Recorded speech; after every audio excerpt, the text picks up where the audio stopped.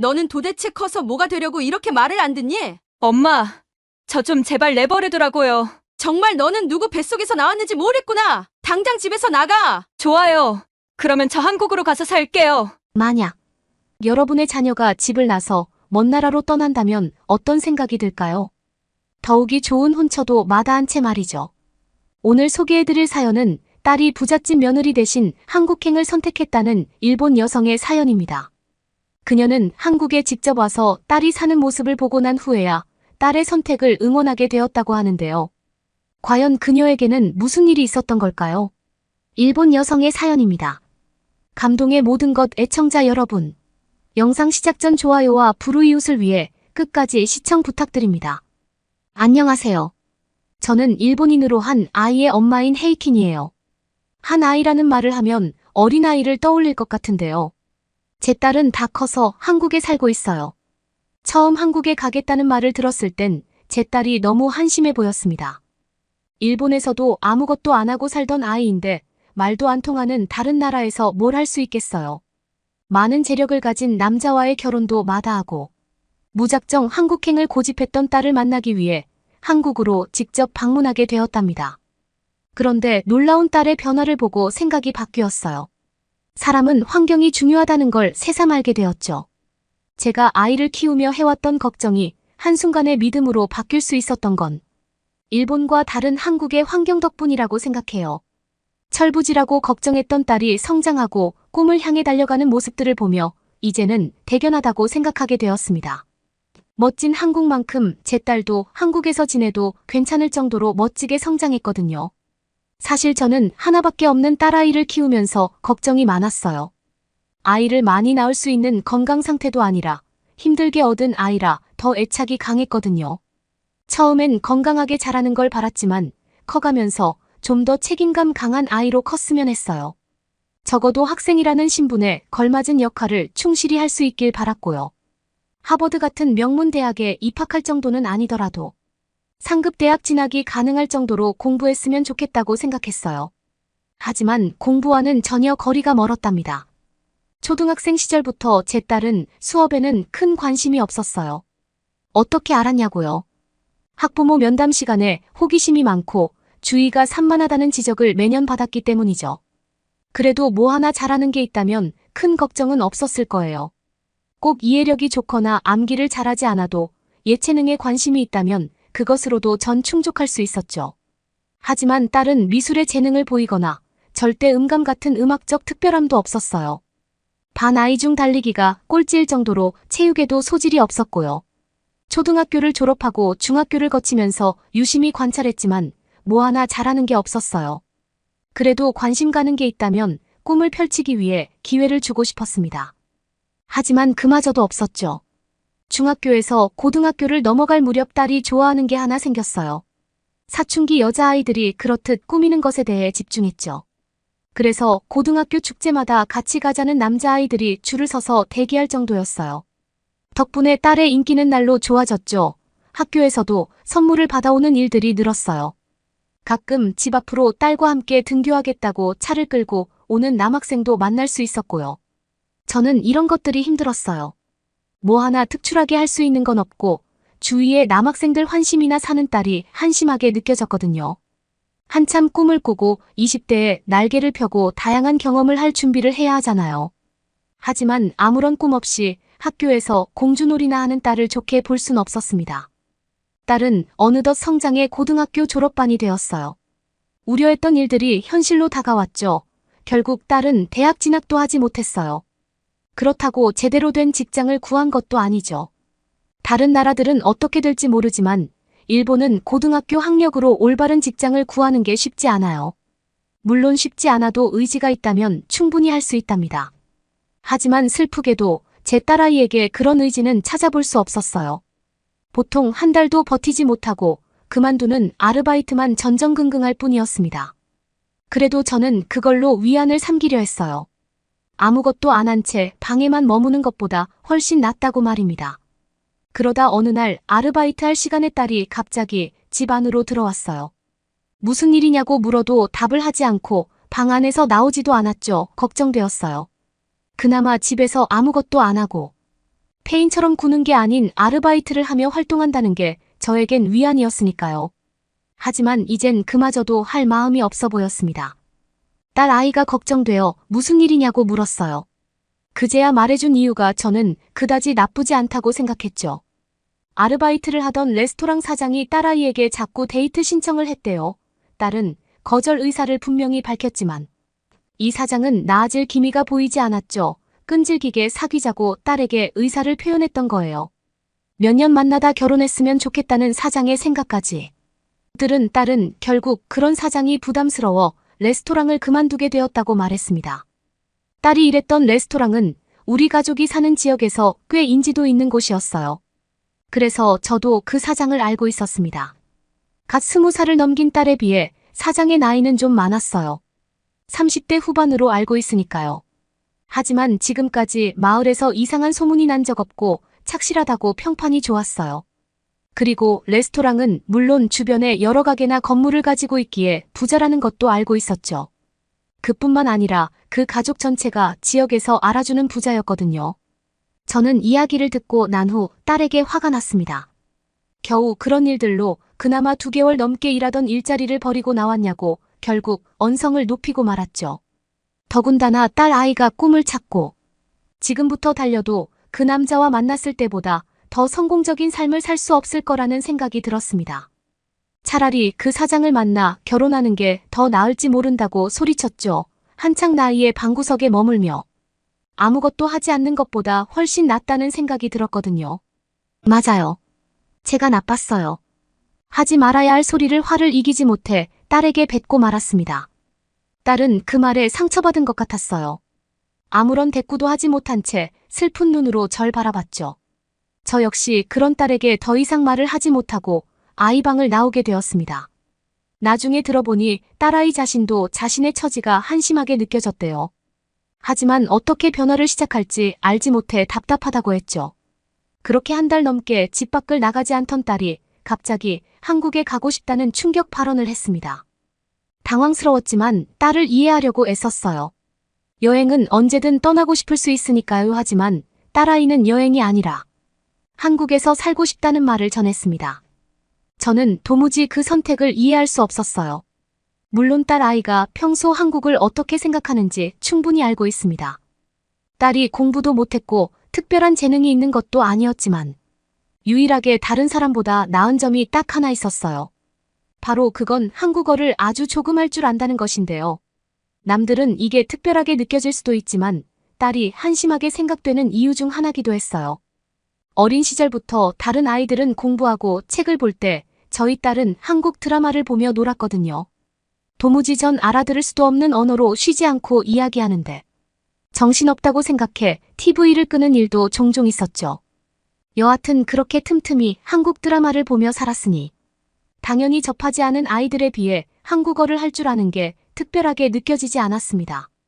저는 딸이 허황된 꿈을 버릴 수 있도록 현실을 직시하게 만들어줘야 했어요. 고등학교도 겨우 졸업하고 한국어를 조금 할 줄 아는 걸로 일본도 아닌 한국에서 살 순 없다고 말입니다. 하지만 생각보다 딸의 의지는 대단했어요. 제가 지금껏 알고 있던 모습과 전혀 다른 모습을 보았거든요. 갑자기 다른 사람이 된 것 같았어요. 한국으로 간다는 것만 제외하면 마치 이제야 꿈을 찾은 것처럼 보이기도 했죠. 한국에 가기 위해 열정적으로 모든 일들을 준비하기 시작했어요. 아이가 학생일 때 바랬던 모습들을 슬프게도 한국에 간다는 열정으로 방출하기 시작했습니다. 딸은 한국에 가기 위한 방법들을 찾았어요. 시간이 날 때마다 또는 밤늦게까지 하루도 빠짐없이 한국어 공부에 돌입했죠. 그런 딸을 옆에서 바라보는 마음은 불안했어요. 그런 모습을 단 한 번도 본 적이 없었기 때문입니다. 하필이면 일본이 아닌 다른 나라로 간다는 이유로 슬펐어요. 정말 언제라도 떠날 것처럼 모든 준비를 하는 것 같았거든요. 그러던 어느 날 저에게 허락도 받지 않고 딸은 한국으로 떠났어요. 비행기표를 예약했단 말도 들은 적 없는데 한국으로 떠나는 날 아침 알게 되었죠. 말릴 틈도 없이 딸아이는 집 앞에 도착한 택시를 타고 공항으로 출발했습니다. 그리고 하루가 지나 딸에게 전화 한 통을 받았어요. 잘 도착했다는 말이었죠. 상당히 많은 말들을 준비했지만 아무 말도 하지 못했어요. 저녁에 얼굴을 다시 볼 수 있는 거리가 아니니 딸의 마음을 더 이상 상하게 만들고 싶지 않았거든요.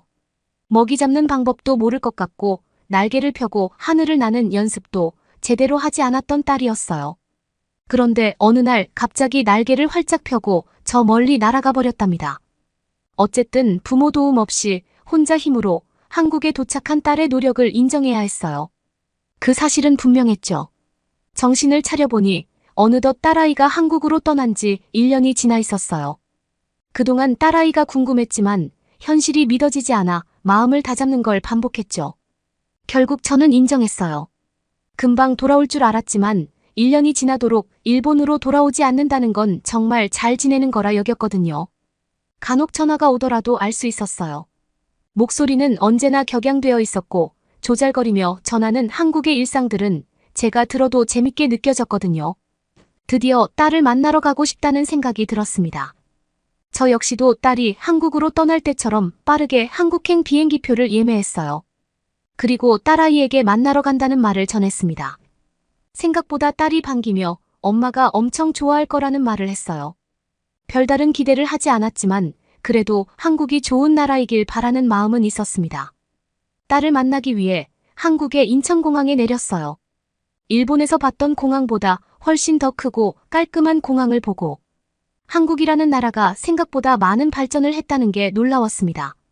저는 한국이 아시아에 있어서 무조건 일본보다 부족한 점이 많을 거라고 생각했거든요.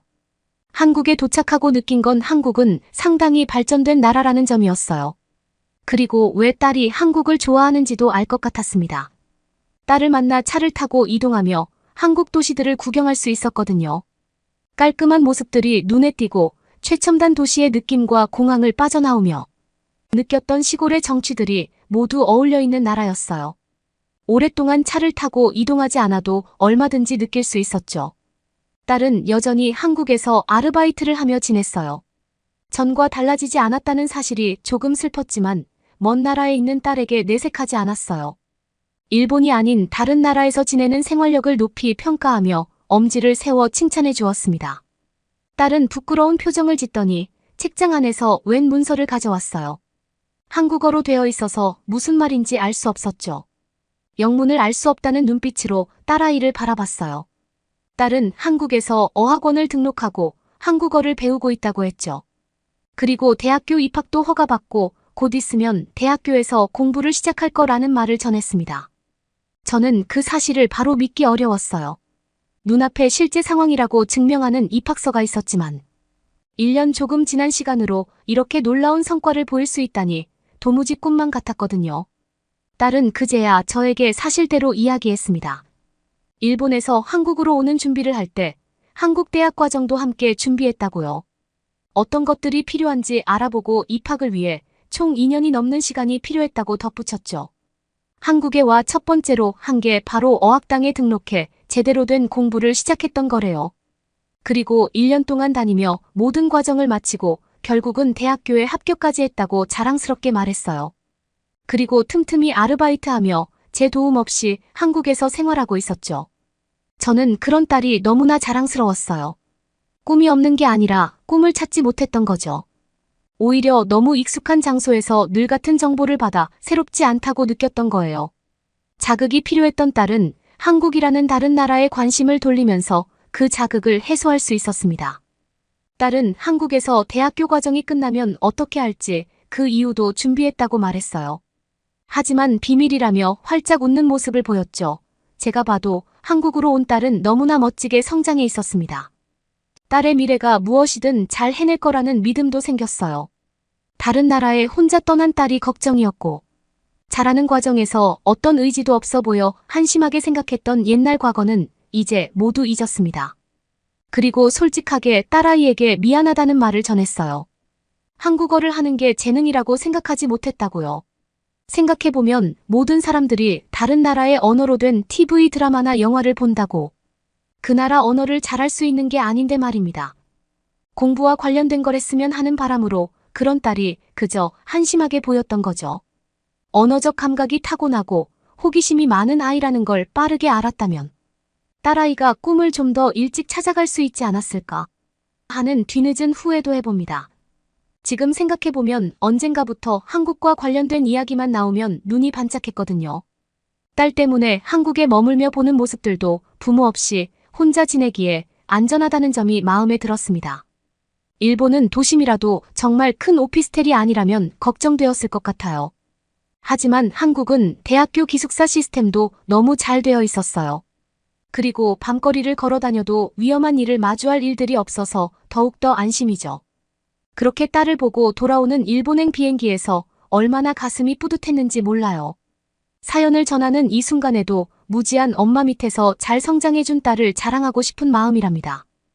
혹시라도 자녀 중 한국에 관심을 보인다면 그 역시 재능이니 잘 키워주라는 말을 전하고 싶어요. 좋아한다는 것 자체가 하나의 재능으로 어떻게 꿈으로 전환될지 예측이 어려우니까요. 아이들이 믿어주는 만큼 성장한다는 말을 믿고 이제부터 딸을 믿고 열심히 응원하겠습니다. 여러분은 이번 사연을 통해 어떤 것을 느끼셨나요?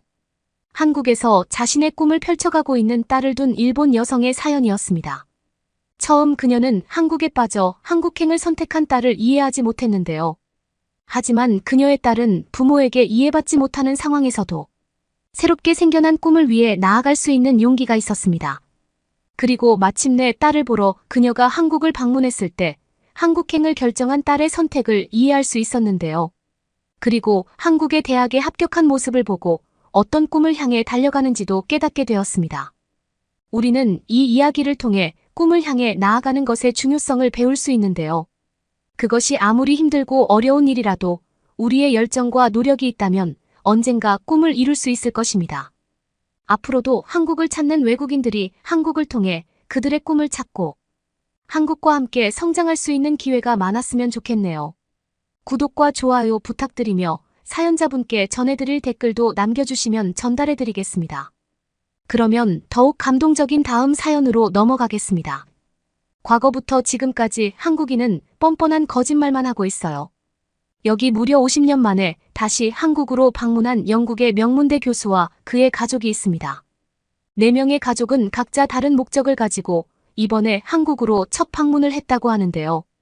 그들은 한국의 일정을 소화하다가 결국 눈물을 펑펑 쏟으며 급기야 토가 쏠리는 경험을 했다고 합니다.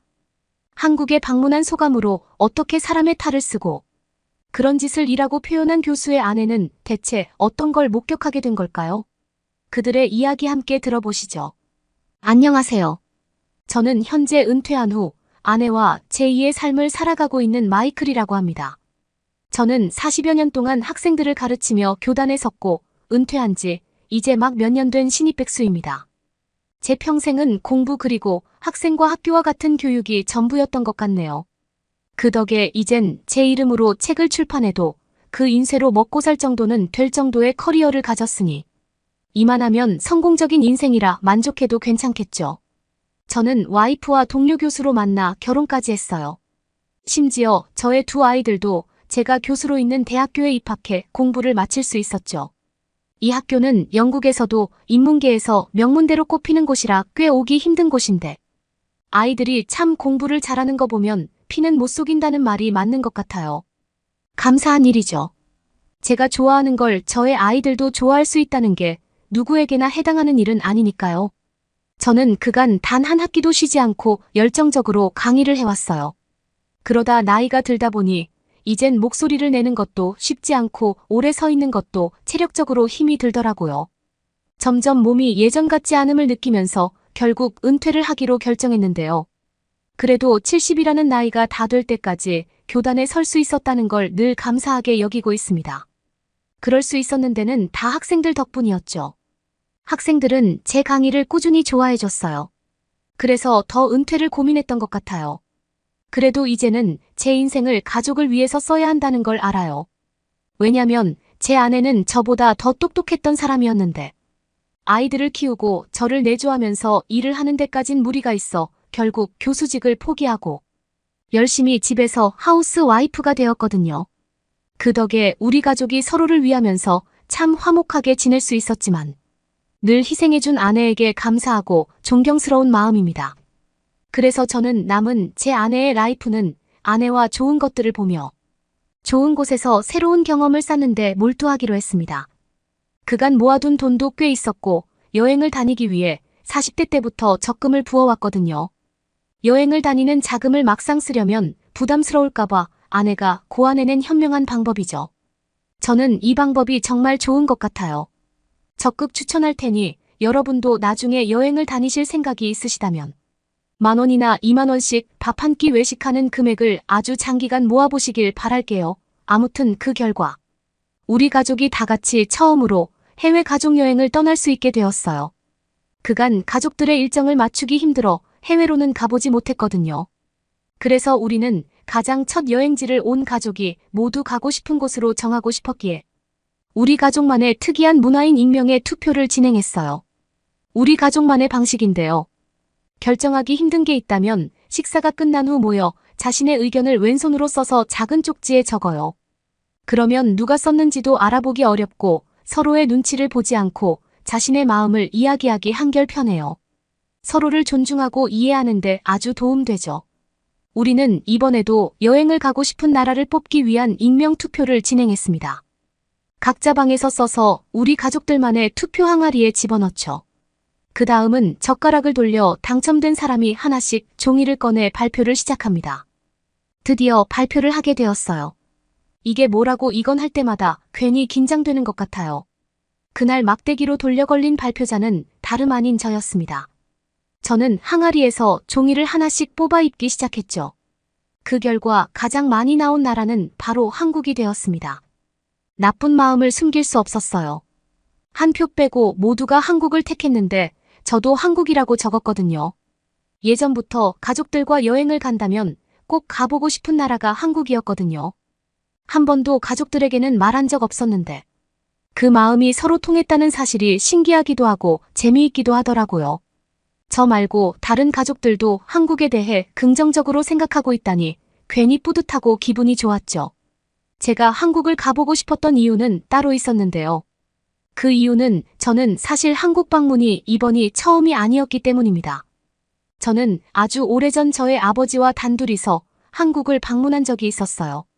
생각해보니 벌써 50년도 더 지난 일이 되어버렸네요. 그때 갔던 한국 여행이 아버지와 갔던 마지막 해외여행이 되어서 저에겐 더 남다른 의미로 남았어요. 게다가 그땐 아시아로 그렇게 많이 여행을 가지 않던 시절이기 때문에 친구들 사이에서도 굉장히 특별한 경험이라 한국에 다녀오는 것만으로도 신기해하는 주변인들이 많았어요. 저희 어머니는 아버지와 제가 한국 여행을 다니는 동안 걱정 때문에 내 하루도 제대로 잠을 드시지 못하셨다고 하지만요. 비록 그때의 한국은 지금의 한국과는 아주 많이 전혀 다른 모습이지만 그때 보았던 한국의 멋진 모습과 한국 음식의 놀라운 맛에 대한 기억이 굉장히 좋아서 꼭 사랑하는 사람과 한 번은 꼭 다시 가보고 싶었어요. 그게 미루고 미루다 어느새 머리가 새하얘지고 가게 되었지만요. 우리는 한국으로 결정을 하고 날짜와 머물 숙소 가서 봤으면 하는 한국의 명소들을 적기 시작했어요. 아이들 둘 다 K-팝의 진심인 팬들이라 하루 종일 날짜가 언제 지나가냐며 호들갑을 떨었죠. 아마 저 말고 두 표의 주인공은 아이들이 분명한 것 같았어요. 드디어 한국으로 가는 날이 되었습니다.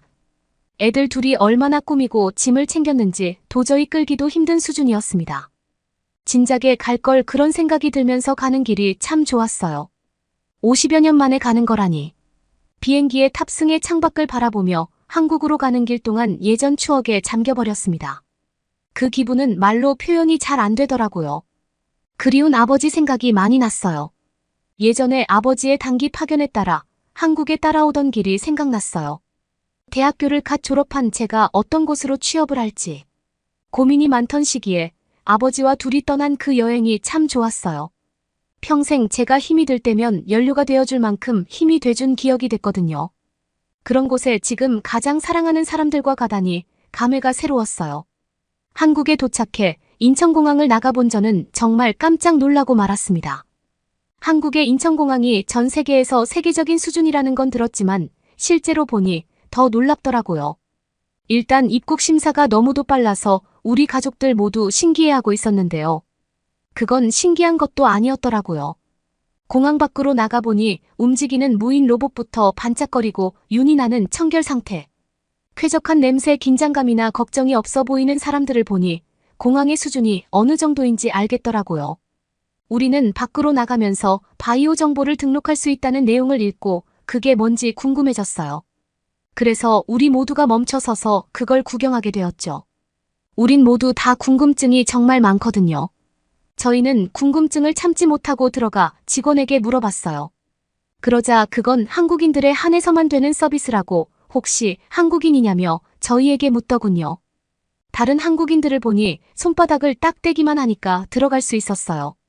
여기서 바이오 정보를 한번 등록하면 그렇게 할 수 있다고 하더라고요. 우리는 할 수 없이 밖에 서서 다른 한국인들이 바이오 인증을 하는 걸 신기하고 부러운 시선으로 쳐다볼 수밖에 없었어요. 이게 외국인 전용으로도 만들어진다면 얼마나 좋을까 하는 생각이 들었어요. 정말 편리하지 않을까요? 이 한국의 시스템을 전 세계적으로 만들면 얼마나 편리하고 좋을까? 왜 한국 사람들처럼 생각하지 못할까 싶었죠. 그럼 여권을 들고 다닐 필요도 없고 위조 문제에서도 자유로울 수 있을 거고 도난 분실의 문제도 없을 텐데요. 가끔 여권을 안 가지고 와서 집에 돌아가야 하는 경우도 종종 볼 수 있는데 그런 걱정까지 덜 수 있는 획기적인 방법이 바로 여기 한국에 있는데 빨리 전 세계에 도입됐으면 하는 마음이었어요. 우리는 강남에 호텔을 잡아서 강남으로 이동해야 했어요. 인포메이션에 들러 대중교통을 이용하는 방법을 물었고 지하철로 가는 방법을 배웠습니다. 우린 신나는 마음으로 공항철도를 향해 갔어요. 한 나라를 방문할 때 대중교통을 타는 건 엄청난 문화에 대한 경험이라고 생각해요.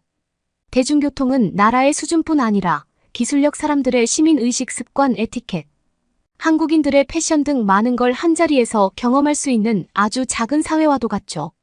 그래서 우리는 일부러 택시 같은 걸 안 타고 대중교통을 이용하기로 한 거예요. 이동수단 중에 저는 지하철이 제일 편하고 좋은 것 같아요. 만약 여기가 유럽이었다면 지하철을 당연히 이동수단으로 결정하진 않았겠죠. 유럽 여행이라면 이렇게 짐을 많이 가지고 에스컬레이터나 엘리베이터도 없는 낡은 역들을 갈 바엔 비싼 돈을 주고 택시를 타는 게 100배 나아요. 그 힘든 길을 짐을 옮기면 분명 골병이 들 정도로 힘들 겁니다. 그럼 여행을 제대로 해보지도 못하고 전체를 다 망치게 될 거예요. 게다가 유럽 전역엔 어디든 도둑들이 워낙 많아. 주변 경계를 살피느라 밖의 풍경을 제대로 즐겨볼 여력도 없거든요. 하지만 한국은 그런 문제들에 아무것도 문제가 되질 않았어요. 지하철역으로까지 이동하는 방법도 굉장히 편리해서 우리 가족은 정말 신나 있었어요. 제가 수많은 나라에서 지하철을 타봤지만 한국만한 데는 없어요. 특히 한국 지하철은 정말 대단히 편하고 좋아요. 정말 편리하고 효율적인 수단이죠. 영국 지하철은 정말 너무 혼잡해요. 심지어 선로에 사람들이 서 있는 사람이 있을 정도로 규칙도 지켜지지 않는 아비규환 그 자체예요. 그래서 매년 얼마나 많은 사고가 나는지 셀 수도 없어요. 정말 심각한 문제지만 매년 줄기는커녕 늘어나고 있어요. 영국에서는 흔한 일이라 뉴스에도 이에 대한 보도를 잘하지 않아서 처음 오는 여행객들은 이걸 보면 상당히 놀란다고 하더라고요. 이런 게 다 시민들의 의식 수준인데 솔직히 영국이 의식 수준이 한국보다 높다고 자부할 수 있는 나라는 아니에요. 살아보시면 알 거예요. 그런데 한국은 선로에 가지 않도록 안전문이 설치되어 있는 걸 보고 굉장히 효율적이라고 생각했는데 공항 같은 특별한 역에만 있는 거라 생각했더니 그게 아니라 한국은 모든 역에 설치가 되어 있는 걸 보고 국민들의 안전에 상당히 노력하는 선진국이라는 걸 알 수 있었어요. 사람들은 흔히 복지가 아플 때나 나이 들고 나서 노년에 받을 수 있는 혜택이라고 생각하는데 이렇게 일상에서 알게 모르게 삶의 퀄리티를 높여주는 게 복지라고 생각하거든요.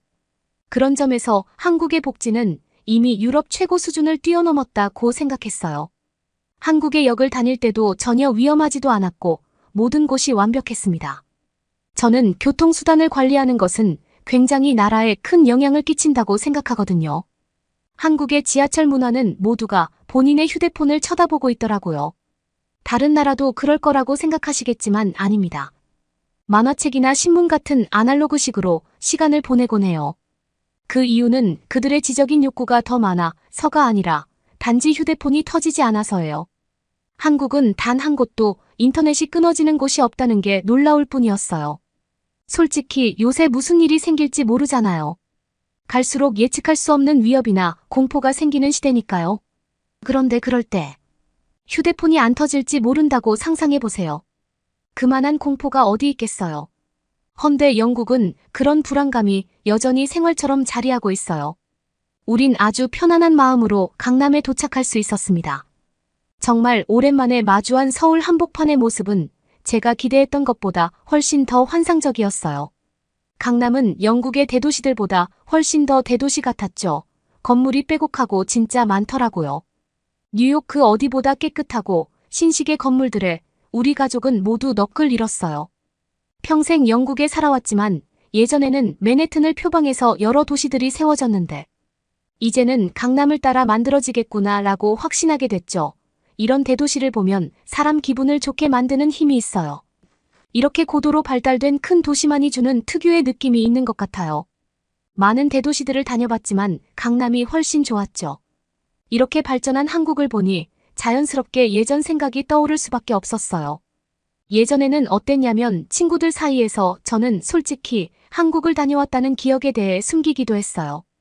그리 자랑스러운 기억이나 경험이 아니었죠. 가난한 나라라고 생각했으니까. 근데 지금은 그럴 리가 없죠. 자랑이 되니까요. 10수년 전 저에게도 동료들과 함께 한국에 갈 기회가 있었는데요. 그때 동료들과 한국으로 가지 못했던 이유가 그들은 전쟁 공포에 있는 한국이 굉장히 위험하고 중국 같은 나라라고 생각하는 사람들이 많았어요. 그래서 한국으로 가는 걸 모두가 꺼려했죠. 그때만 하더라도 한국, 중국 그리고 일본 세 나라의 차이점에 관심이 아예 없었던 때였죠. 지금 상황에 비하면 말도 안 되는 일이겠지만 예전에는 정말 그랬던 적이 있었습니다. 지금은 한국에 대한 많은 분야를 따라하고 벤치마킹하는 곳들이 늘어난 게 당연하지만 그때는 한국 문화를 좋아하는 사람들이 괴짜 취급을 받곤 했으니까요. 한국이 놀라운 속도로 발전하고 있다는 게 괜히 자랑스럽네요. 하지만 한국은 결코 운이 좋아 이런 발전을 하고 있는 건 아니라는 걸 알아요. 그간 전 세계를 사로잡을 만한 탄탄함을 가져왔고 통신이 발전하면서 전 세계에서 어디서나 한국에 대해 알 수 있게 되면서 모두가 한국의 장점을 알아보게 된 거죠. 첫날은 저의 아이들이 가고 싶어하는 K-팝, 성지라고 불리는 소속사와 굿즈를 사러 가면서 유명 쇼핑몰을 돌아다녔어요. 한국의 쇼핑몰은 어떤 층이 와도 그 안에서 모든 것을 다 하고 놀이는 완벽한 복합 공간을 가졌다는 생각이 들더군요. 예를 들어 연인이 와서 데이트를 하던 비즈니스 미팅을 하던 아이가 있는 가족끼리 오든 부모님을 모시고 효도 관광을 오든 모든 연령층이 와도 편히 즐길 수 있도록 아주 세심하게 모든 곳을 설계했다는 게 느껴졌어요. 늘 느끼는 거지만 한국 사람들은 정말 똑똑한 것 같아요. 한국에는 정말 놀라운 기술들이 많잖아요. 해시계 자경루 거북선 젓가락부터 현대에는 조선기술 스마트폰 반도체까지 많은 것들이 있죠. 한국 사람들은 기술적으로 굉장히 놀라운 능력을 가지고 있는 것 같았어요. 한국 사람들은 본인들이 얼마나 창의적이고 뛰어난지 잘 모르는 것 같았어요. 왜냐면 그런 사람들 사이에서 살고 있으니 당연한 거라고 생각하는 듯하죠. 저는 아버지와 여행을 다녀온 후로부터 한국에 대해 크게 관심이 있어서 잘 알고 있어요. 한국에 와본 이후로 아버지에게 배우고 들었던 한국에 대한 강렬한 기억에 큰 영감을 받아 많은 한국의 문화나 역사에 관련한 것들을 많이 읽고 섭렵했어요. 우리 아이들조차도 한국의 웬만한 문화나 역사에 대해서는 잘 알고 있죠. 저희는 한국이 최고이자 최초로 만든 것들이 굉장히 많다는 것도 잘 알아요. 금속활자, 팔만대장경, 직지 같은 건 모두가 알지만 말이에요. 그런데 그거 아세요? 한글도 그렇지만 한국에서 낸 모든 것의 최고 기록들은 모두 교육을 향해 있다는 걸 말이죠. 팔만대장경이랑 금속활자를 만든 목적을 생각해보면 아주 간단해요. 한국 사람들은 아주 오래전부터 백성들에게 더 많은 사람들이 배울 수 있게 하는데 목적을 뒀어요. 그들에게 교육을 전하고 싶어 했죠. 한국은 아주 오래전부터 교육을 가장 중요하게 삼은 덕목으로 삼았다고 하죠. 그런 마음과 발상에서 시작된 것들이 결국 한국의 기록이 된 것인데요. 그래서 지금 한국이 교육의 강국이 된 까닭이 아닐까 싶기도 해요. 한국 사람들은 아주 뿌리 깊은 오래전부터 교육에 대해 특별히 고안하는 민족이었어요. 책에서 읽었던 기록이 있는데 한국은 아주 옛날 옛적부터 과거제도라는 걸 만들었다는 걸 들었어요. 지금은 당연하게 생각할 수도 있지만 그 시대 때는 세습되는 게 당연했던 때라 이런 건 상상하지 못했을 텐데. 한국 사람들이 그때 이런 생각을 할 수 있었다는 게 정말 대단한 일 같아요. 무려 몇천 년 전에 고위 관직들을 뽑기 위해 테스트라는 방식을 생각해서 이뤄냈다는 게 말이죠. 한국은 정말 아주 오래전부터 민주적이고 누구에게나 기회를 주고자 했던 나라라는 점에서 크게 감명받은 적이 있었어요. 한국 사람들은 한국 교육제도가 얼마나 평등하고 상향되어 있는 교육의 나라인지 아셔야 해요. 교육 분야에서 수십 년 일한 전문가인 제 눈으로 보기에도 한국은 완벽에 가까운 이상적인 나라라고 할 수 있거든요. 그래서 그런지 한국 사람들은 민주주의의 대표 나라라 불리는 영국보다 오히려 더 민주적인 나라 같아요. 작은 학급부터 총장 지방선거 모든 걸 다수결에 투표로 위에 뽑죠. 그리고 한국에 오면 우리 모두가 아주 신기한 경험을 하게 되거든요. 그건 바로 성격이 조금 바뀐다는 거예요. 한국에 오면 괜히 더 조심하게 되는 것 같거든요. 왜냐면 한국인들이 워낙 규칙이나 매너 예절을 중요시하니까 우리도 그 눈치를 보게 되더라고요. 한국인들은 대부분 규칙에 벗어나는 걸 꺼려하는 것 같아요. 그래서 한국의 치안이 잘 유지되고 있는 이유가 되는 거겠죠. 그런데 지내보니 이 정도의 긴장감이나 서로 눈치 보는 건 아주 긍정적인 것 같아요. 첫날을 바쁘게 보내고 그날 숙소에서 얼마나 푹 잤는지 모르겠어요. 잠들기 전에 한국식 사우나를 경험해보고 지나선 온몸에 피로가 응축되어 있던 게 풀리는 듯 완전히 넉다운이 되어 골아떨어져 버렸죠. 아내가 말하길 제가 얼마나 깊게 잤는지. 평소였으면 부스럭거리는 소리만 나도 깨는 사람이 머리를 말리는 드라이기 소리에도 깨질 않았다고 하더라고요.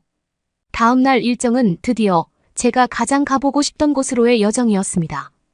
그곳은 바로 저의 아버지와 매일 다녔던 곳인 종로였어요.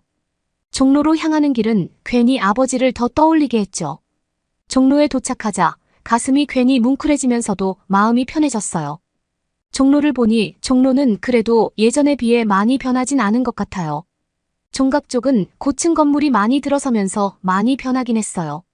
마치 타임스퀘어처럼요. 그 외로 제가 아버지와 늘 거닐었던 곳은 예전의 모습을 다행히 간직하고 있었죠. 저의 아버지는 금융업에 종사하고 계셨는데 그때만 해도 한국에 오는 외국인이 그리 많이 않을 때라 우리를 보는 시선이 굉장히 신기한 눈빛들이 많았는데 지금은 어딜 가나 외국인들을 볼 수 있었어요. 한국이 얼마나 세계화되고 있는지 몸소 느낄 수 있었죠. 그때 아버지가 한국지사로 파견되면서 저도 함께 왔을 때는 아버지와 이 길을 함께 많이 걸었어요. 아버지가 일하셨던 건물은 그때는 바로 알아볼 수 있었는데 이제는 직접 찾아가지 않으면 알기 어렵다는 게 그때와 가장 다른 점이었죠. 왜냐면 그땐 아버지가 일하셨던 건물이 14층짜리였는데 그때만 해도 그게 종로에서 가장 높았던 건물이었거든요. 그래서 어디에서 보든 우리 아버지의 회사가 가장 높아 단박에 알 수 있는 모습이었죠. 그 안에 있으니 저도 누군가의 아들이었던 때로 돌아갈 수 있었어요. 그러고 이제는 저도 누군가의 아버지로 저의 아이들과 함께 왔다는 게 참 많은 생각이 들었어요. 또 달라진 점을 보니까 예전에는 영국 대사관도 누구나 들어갈 수 있었는데 이제는 그렇지 않더라고요. 아, 그리고 제가 한국에 왔을 때는 저기에 조선총독부 건물이었던 중앙청이라 불리는 건물이 있었는데요. 이제는 없어졌더라고요.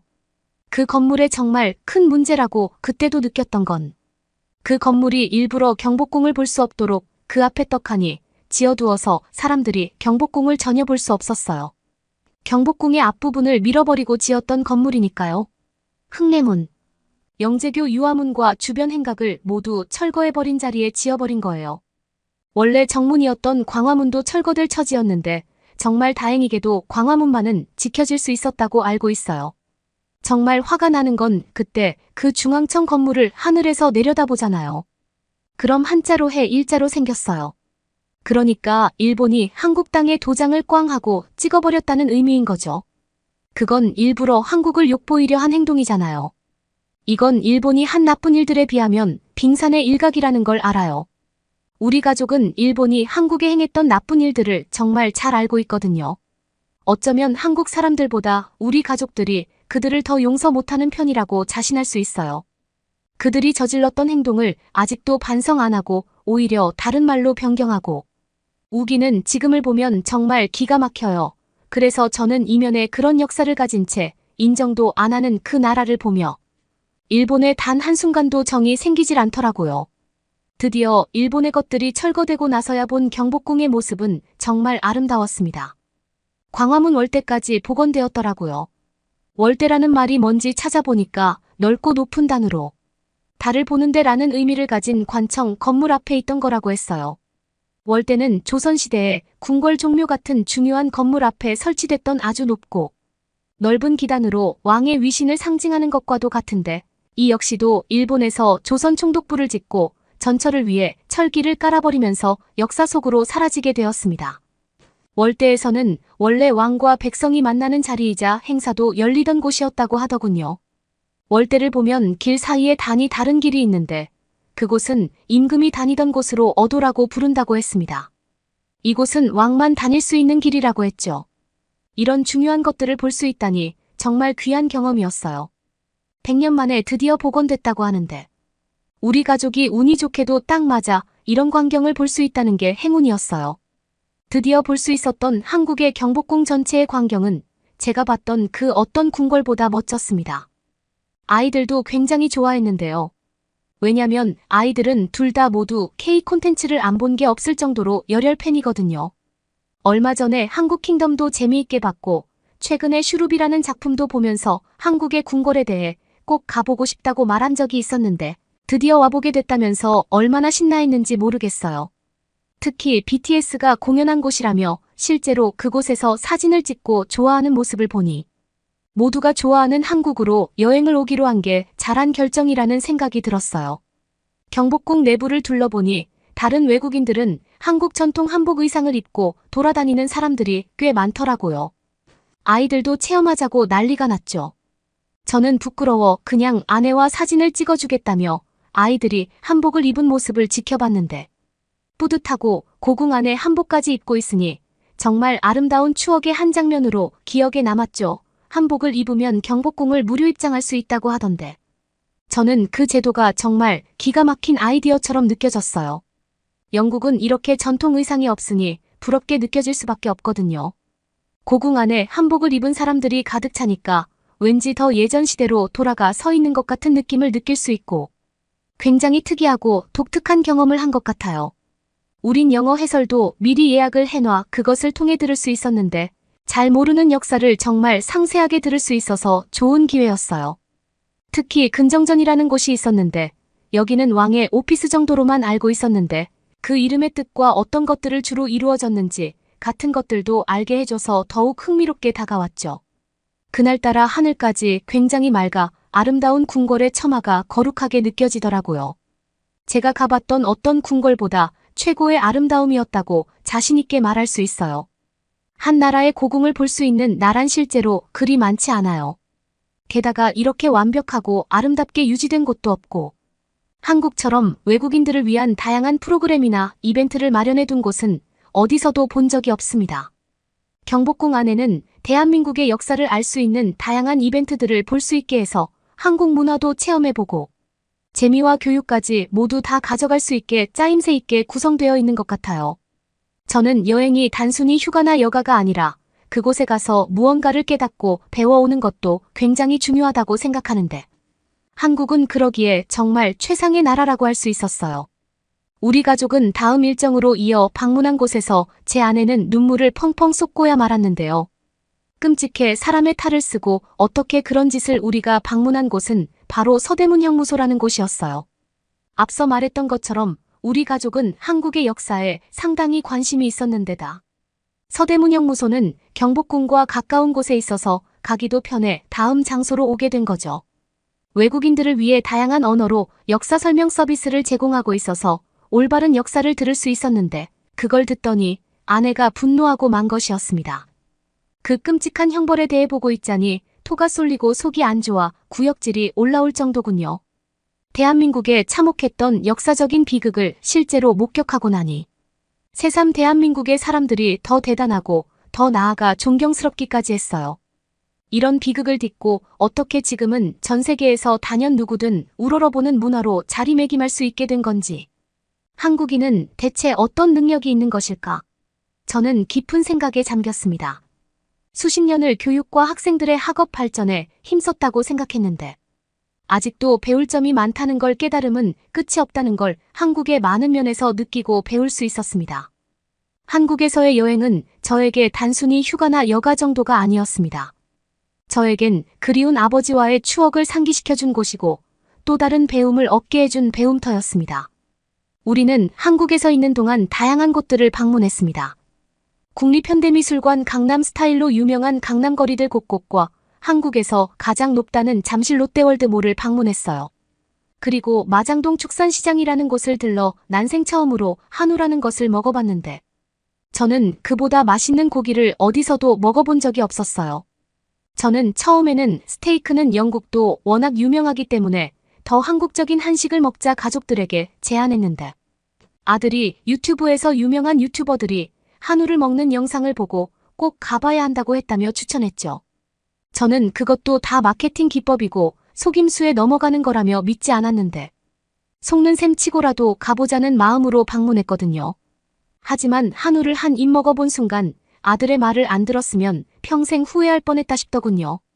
우리 바로 앞에서 바로 신선한 부위와 고기를 골라 썰어줄 뿐만 아니라 바로 뜨거운 불판에 올려 구워주는데 그 냄새와 맛을 정말 잊을 수가 없네요. 같은 고기인데 어떻게 그렇게 다른 맛을 내는지 한국에 갈 예정이신 분들이 있다면 꼭 필수로 방문해야 한다고 강조 또 강조하고 싶을 정도입니다. 가격은 다른 음식들에 비하자면 비싼 편에 속하지만 그 정도 급의 고기라는 걸 감안하면 가성비 좋다고 할 수 있어요. 그리고 아마 드셔보시면 그 돈을 주고 먹는 게 결코 아깝지 않을 정도로 가치가 충분하다는 걸 아실 거예요. 또 한국은 영국처럼 팁을 주는 문화도 없기 때문에 그런 걱정에서도 자유로울 수 있으니 제 말 믿고 꼭 가보시길 바래요. 아, 그리고 이건 하나 더 한국에 대한 팁인데요. 아시아의 소고기 하면 일본의 와규를 떠올리시는 분 많으시죠?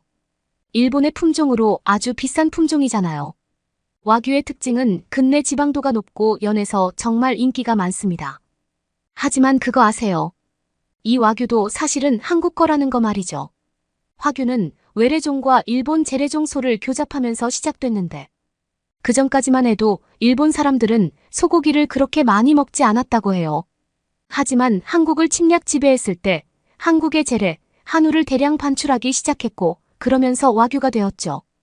그때 한국의 흑우가 급격하게 감소하게 됐죠. 일본은 한국의 별걸 다 빼앗아갔다는 게 정말 다른 나라 사람인 저도 화가 납니다. 우린 제대로 된 사실을 탐방하며 한국에서 보내는 모든 여정 동안 우린 그 어느 때보다 즐거운 시간을 보낼 수 있었어요. 외롭기만 한 게 아니라 유익한 시간이었죠. 다시 우리는 영국으로 가 일상으로 돌아가게 되었는데요. 한국에서 받은 여운은 쉽게 가시지 않았습니다. 비록 은퇴하긴 했지만 여전히 옳은 것에 대한 걸 더 많은 사람들에게 알리는데 기여를 하고 싶은 마음이 자리했죠. 저는 교육자들이 모이는 모임에 나가 이번에 한국에 다녀왔던 이야기에 대해서 경험을 나누며 많은 사람들이 잘못 알고 있는 옳지 못한 인식이나 역사에 대해 바로잡는 일에 대한 필요성을 이야기했는데요. 다들 한국에 대한 역사적 사실에 놀라면서도 저처럼 모두 오래 공부를 해왔지만 한국에 직접 다녀와 듣는 저만큼은 잘 알지 못하고 있었어요. 우린 이야기를 나누다 모두 같은 마음을 가지고 있다는 걸 느꼈습니다. 우리가 무언가를 연구하고 공부하는 건 결국 더 나은 것들을 보다 좋은 미래를 만들어 나가기 위함인데 과거에도 지금도 한국이 뻔뻔한 거짓말을 하고 있어요. 라는 식의 일본인들의 주장이 얼마나 터무니없는 것인지 어떤 나라의 주장이 옳은 것인 것 분별할 수 있게 하는 교육의 필요성에 대해 의견을 나눴어요. 요즘 젊은 사람들은 어떤 게 진실인지 별로 중요하지 않아 보이더군요. 굳이 과거의 일인데 아직까지 질질 끈다고 생각하는 사람도 있는 듯해요. 헌데 절대로 그러면 안 되는 겁니다. 과거가 쌓여 현재 우리가 있는 지금이 있는 거고 사람들의 노력으로 지켜 결국 지금 한글과 고금 같은 것들이 남겨져 당연하게 마주할 수 있다는 걸 결코 잊지 말아야 하죠. 외국인인 저조차도 한국 사람들이 얼마나 대단한지 알고 있으니까요. 저의 계획은 앞으로 곧 경주라는 곳을 방문할 수 있게 되었는데요. 그 이유는 제가 이번에 교재를 만드는 활동에 자문위원으로 위임됐거든요. 그래서 교재를 위해 한국 내 연구원들과 한인사회와 함께 한국 관련 교재들을 개선하기 위한 활동을 진행하기로 했거든요. 제가 좋아하는 것들을 제가 잘하는 걸 사용해서 할 수 있는 그 활동을 고대하고 있는 중입니다. 제가 하는 활동으로 인해 한국에 대해 더 많은 사람들이 제대로 알 수 있는 기회가 되면 좋겠습니다.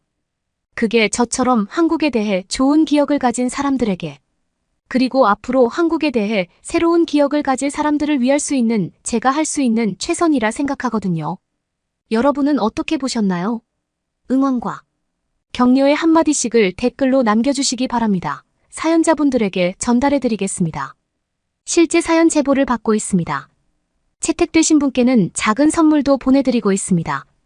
저희의 사연이 여러분의 하루에 작은 힘이 될 수 있었으면 좋겠습니다. 감동적인 사연을 주변 분들과 이야기 나눠보세요. 더욱더 좋은 영상으로 다시 찾아뵙겠습니다.